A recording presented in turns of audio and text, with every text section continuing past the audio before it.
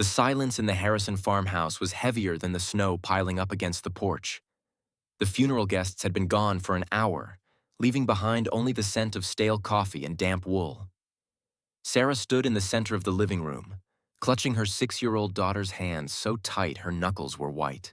Across the room, Eleanor Harrison sat by the hearth, her face a mask of granite. She didn't look like a grieving mother.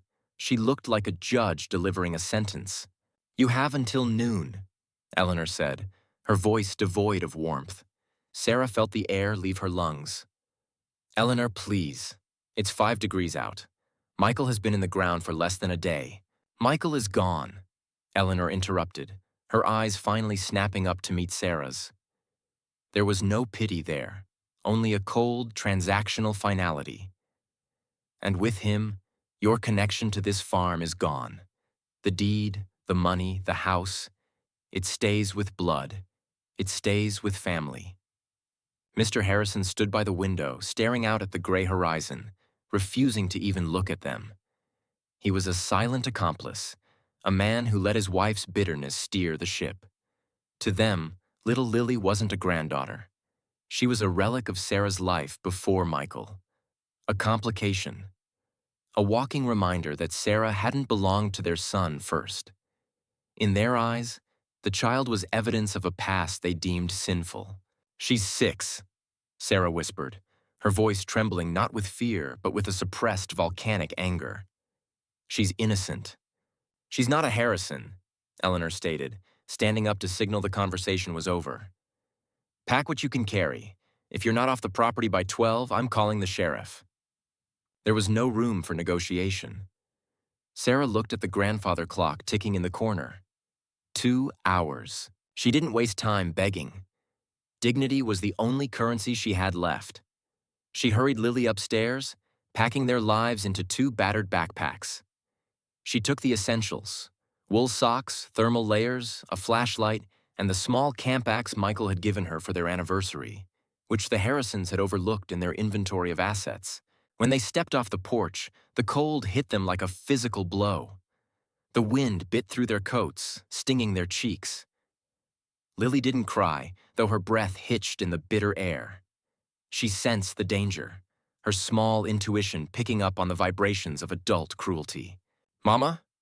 Lily's voice was small, muffled by her scarf. "Where are we going?" Sarah looked back one last time. The farmhouse, with its smoking chimney and warm windows, looked like a fortress that had barred its gates. It grew smaller with every step they took toward the tree line. Sarah tightened her grip on Lily's hand. She couldn't tell her daughter that they were homeless. She couldn't tell her that their lives now depended on a faint memory of a geological anomaly she'd found years ago while hiking. "Somewhere safe, baby," Sarah lied, forcing a steady tone. "We're going on an adventure, somewhere warm." Ahead of them, the ancient pines bent low under the weight of fresh snow, marking the entrance to the deep woods. Sarah turned her back on civilization and led her daughter into the wild, praying that the earth would be kinder than the people they left behind. The trek to the tree line turned into a grueling 2-hour march against the wind. By the time they reached the edge of the Miller property, Lily's silence had broken into soft, rhythmic whimpers of exhaustion. The snow was calf-deep now, a relentless white powder that swallowed their boots with every step. Sarah spotted the Miller's cabin through the trees. Smoke curled lazily from the chimney, another taunt of the warmth they couldn't have. She hesitated, pride warring with necessity, but the shivering child at her side made the choice for her. She knocked on the back door, avoiding the front porch where Mr. Miller usually sat cleaning his rifle. Mrs. Miller opened the door, her face a map of worry. She didn't invite them in. Her eyes darted nervously back toward the living room. "Sarah, honey, I heard," she whispered, the shame in her voice palpable. "John says we can't. He says with your in-laws being the way they are, we can't get involved." "We just need water," Sarah rasped, her throat raw. "Wait." Mrs. Miller ducked inside and returned seconds later with a heavy canvas sack. She thrust it into Sarah's arms. "Take this. It's what I could hide without him noticing. Go, quickly." Inside the sack, metal clanked against metal.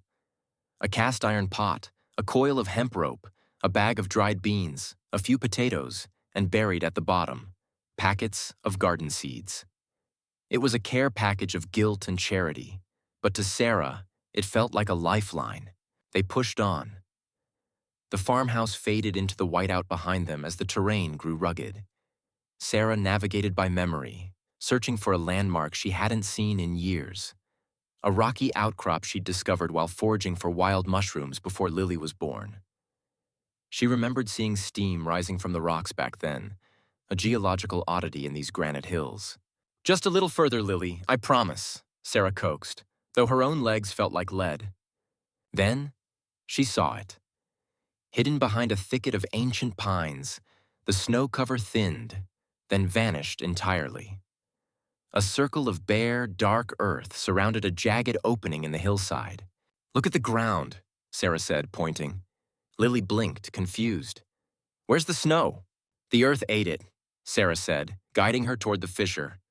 They squeezed through the narrow entrance, and the miracle hit them instantly.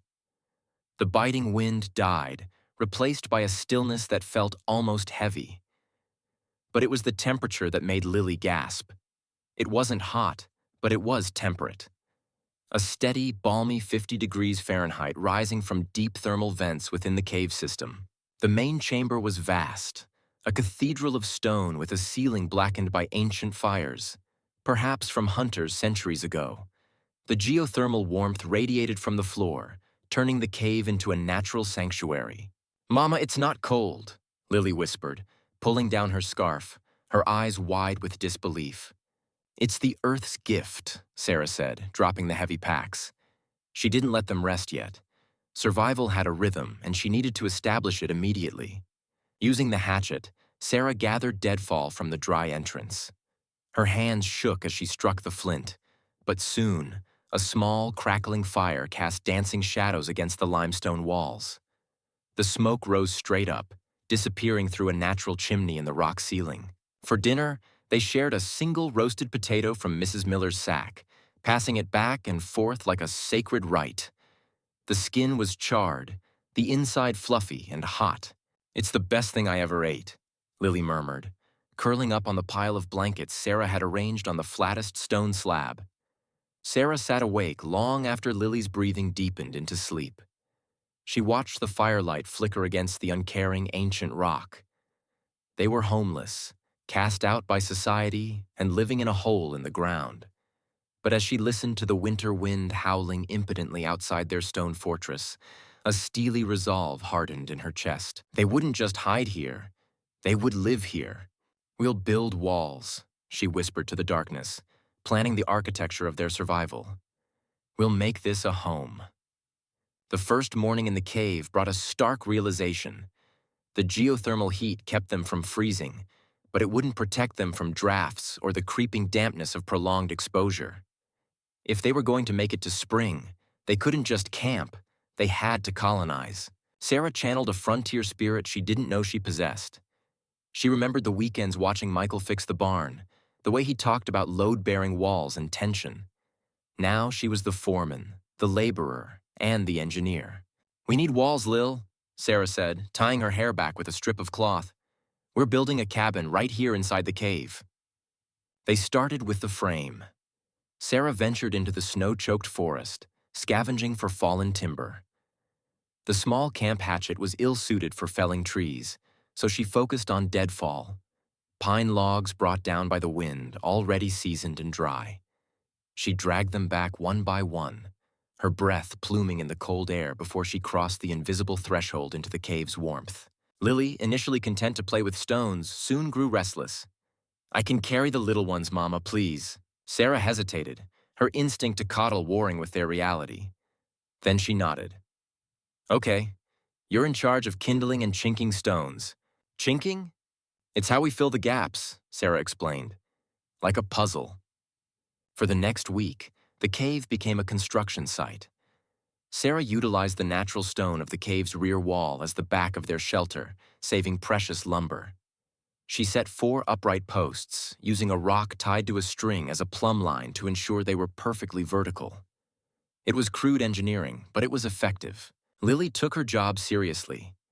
She scoured the cave floor for flat stones and mixed mud from a damp patch near the entrance, creating a thick, clay-like mortar. When Sarah stacked the logs, creating the walls, Lily packed the mud and stones into the spaces between them. "It looks messy," Lily observed, wiping a muddy hand across her forehead. "It looks airtight," Sarah corrected, smiling at her daughter's dirt-streaked face.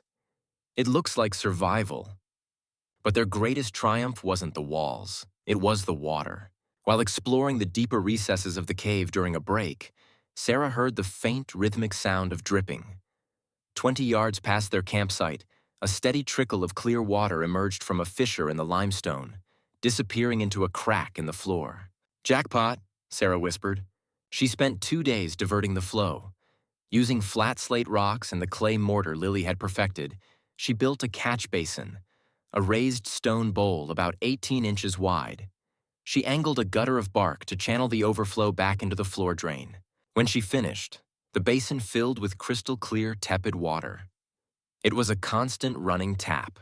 That evening, they celebrated with a luxury that felt almost sinful given their circumstances. Sarah heated a pot of water over the fire and they washed their hair. "We're like fancy cave ladies," Lily giggled, leaning over the basin as Sarah worked the warm water through her tangled curls. The scent of wood smoke and wet stone filled the air, but beneath it was the feeling of cleanliness, of order restored. By the end of the second week, a 10 by 10 structure stood against the cave wall. It had a slanted roof shingled with bark, a heavy curtain of woven branches for a door, and a dedicated hearth. It was rough, ugly, and absolutely magnificent. They sat inside that night, the small space heating up quickly from their body warmth and the fire. The wind howled outside, a distant threat that could no longer touch them. "We built this," Lily said softly, running her hand along a log she had helped drag in. "We did," Sarah affirmed, wrapping an arm around her daughter. She looked at the rough-hewn walls and the steady drip of the water basin. They weren't just surviving anymore. They were engineering a life. And for the first time since the funeral, Sarah didn't feel like a widow or a victim. She felt like a homesteader. By mid-February, the sense of security the cabin provided began to fray against a sharper, more immediate threat: hunger. The sack of supplies from Mrs. Miller was a finite resource, and despite Sarah's aggressive rationing, the dried beans and potatoes were dwindling. The bottom of the sack revealed their last hope, wrapped in crinkled paper, the packets of lettuce and spinach seeds. In the dead of a New England winter, planting a garden sounded like the delusion of a fever dream. But the cave defied the laws of the season. "It's a gamble, Lil," Sarah admitted one evening, studying the tiny dry specks in her palm. "But if we don't try, we don't eat." The next 3 days were a grueling test of endurance. Seeds needed soil, and the cave floor was solid limestone. Sarah and Lily ventured out into the biting cold, searching for spots where the thick canopy of pines had kept the ground from freezing solid.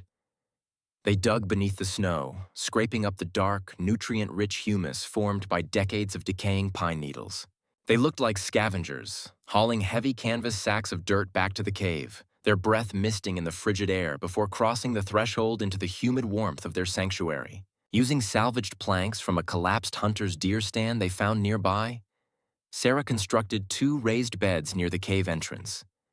She positioned them carefully, close enough to the opening to catch the filtered sunlight that pierced through the trees, but deep enough inside to stay bathed in the geothermal heat. "It's like a greenhouse," Sarah explained, wiping sweat from her brow as they leveled the black earth. "The rock holds the heat and the sun gives the light." They planted the seeds with the reverence of monks burying a treasure. Lettuce in the front, spinach in the back. Sarah watered them gently with a cup dipped from their basin. Then the agonizing wait began. For 5 days, they stared at the dirt. Doubt began to gnaw at Sarah. Had she miscalculated? Was the light too weak?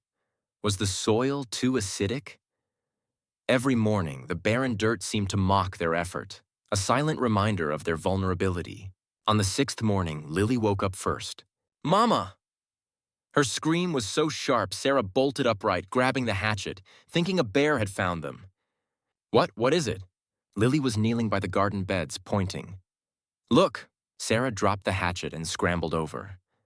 There, pushing through the crumbles of dark earth, were tiny, vivid loops of green. They were impossibly small, fragile threads of life, but against the gray backdrop of the stone, they looked like emeralds. They're alive, Lily whispered, afraid to breathe on them. They're growing, Sarah corrected, tears prickling her eyes. She reached out, hovering her hand over the sprouts, feeling the heat radiating from the soil. Over the next few weeks, the secret garden exploded. The spinach leaves unfurled, broad and dark. The lettuce grew in crisp, ruffling rosettes. The contrast was surreal. A blizzard raging just 20 feet away, burying the world in white death. While inside, life was photosynthesis and chlorophyll. They harvested their first salad a week later. It was just a bowl of leaves, no dressing, no croutons. But as they ate, crunching on the fresh, peppery greens, it tasted like victory. We made this, Lily said, her mouth full. We didn't just find it, we made it. Sarah looked at the green rose, then at the firelight dancing on the walls of their cabin. They were no longer just surviving the winter. They were outsmarting it. They had created a biosphere in a bunker, a pocket of spring in the heart of winter. But as Sarah looked toward the cave entrance, watching the snow pile higher, she knew the final test was still to come. Nature had been kind, but the weather was about to turn cruel. The storm didn't just arrive. It slammed into the mountain like a freight train. It was a classic New England nor'easter, a white hurricane that buried the landscape under feet of drifting snow. Outside the cave, the wind screamed through the pines, snapping branches like dry kindling. Inside the cabin, the air was still. Sarah sat in the rocking chair she had fashioned from bent willow branches, watching the fire crackle in their stone hearth. The only sound competing with the howling wind was the steady, rhythmic drip, drip, drip of their water basin, the heartbeat of their home. Lily sat on the rug of woven pine boughs, finishing a bowl of soup made from their own spinach and wild onions. She looked up, her eyes wide as a particularly violent gust shook the trees outside the cave mouth. "Is the door going to hold?" she whispered. Sarah looked at the heavy log walls they had stacked by hand, the chinking mud Lily had packed with her own fingers, and the sturdy roof shingled with bark. "The door will hold," Sarah said, her voice steady and calm. "We built it to hold." In that moment of quiet confidence, a profound realization washed over Sarah. She thought of the Harrison farmhouse, that large, drafty Victorian mansion filled with antiques and silence. Eleanor Harrison had the deed to the land. She had the bank accounts, the status, and the warmth of a furnace she didn't know how to fix. But she didn't have this. Sarah looked around their 10 by 10 sanctuary. She looked at the drying herbs hanging from the rafters, the stack of firewood organized by burn rate, and the green miracle of the garden thriving just 10 yards away. They called us poor, Sarah thought. They said we had nothing. She realized how wrong they were. Poverty wasn't a lack of money. It was a lack of capability. The Harrisons were paralyzed by their own comfort, dependent on a system to keep them alive. But here, in a hole in the ground, Sarah and Lily had discovered the only wealth that actually mattered: resilience. They possessed the knowledge to turn a seed into a meal, a tree into a wall, and a crisis into an adventure. No bank could foreclose on that. No judge could take it away. 3 days later, the wind died. Sarah pushed aside the woven door and stepped out into the cave entrance. The world outside was blindingly white, buried under 3 feet of snow. But the sky was a piercing, brilliant blue. The storm had broken. The sun hit the snow, and for the first time in months, Sarah felt a true warmth in its rays. It was the first promise of spring. "Mama, look," Lily said, standing beside her. High above, a hawk circled in the thermal updrafts, screeching a cry of freedom. "We made it," Sarah said, squeezing her daughter's shoulder. "What do we do now?" Lily asked. "Do we go back?" Sarah smiled, inhaling the crisp, clean air. "No, we don't go back. We go forward. We have a garden to expand, sweetie, and I think it's time we built a porch." They had walked into the woods as victims, cast out, frightened, and small. They were walking out of winter as queens of their own domain, rich in everything that money couldn't buy. What do you think true wealth really means? Is it the number in your bank account? Or is it the confidence that you can handle whatever life throws at you? Sarah and Lily found their answer in a cave, but most of us spend our whole lives searching for it. If this story touched your heart or reminded you of your own inner strength, please hit that subscribe button and turn on notifications. We have so many more stories of resilience, hope, and the human spirit coming your way. Let me know in the comments. If you had to survive winter with only 3 items, what would you bring? I'll see you in the next video. Stay strong.